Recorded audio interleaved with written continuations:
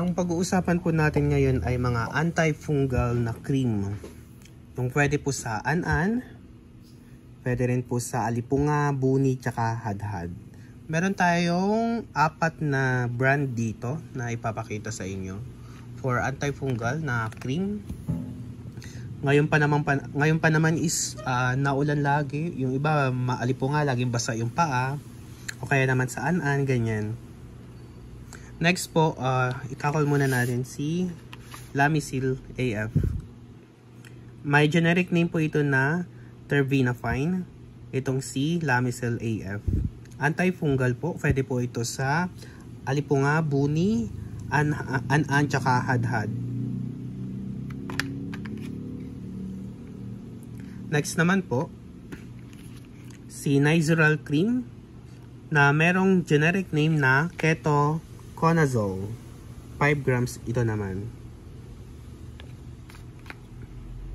Next naman po ito po si Canesten na may generic name na Clotrimazole.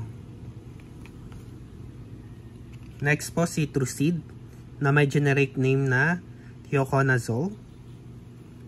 Ang pagpahid po nito, every morning and evening bago matulog, pag sa evening and morning bago pumasok.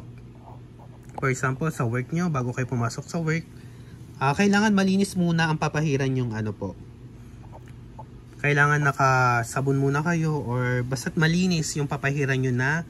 For example, sa alipunga, dapat malinis na yung paa nyo bago nyo pahiran ng antifungal cream. Kahit saan po dito. Pwedeng itong si Canesten, Lamisil, Trucid, tsaka si Nizoral. Itong 4 na to ay antifungal. Pwede po sa lahat. Sa mga makakati, an-an, ganyan.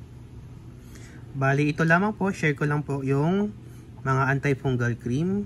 Kung nahihirapan kayong humanap ng cream, mga ganyan, pwede rin po itong 4 na to. Para may idea kayo kung for example, nagkaroon kayo ng alipunga, hindi nyo alam kung anong cream ang ilalagay nyo po doon, ito lang po yan. Pili na lang kayo dyan sa 4 na yan. Antifungal cream.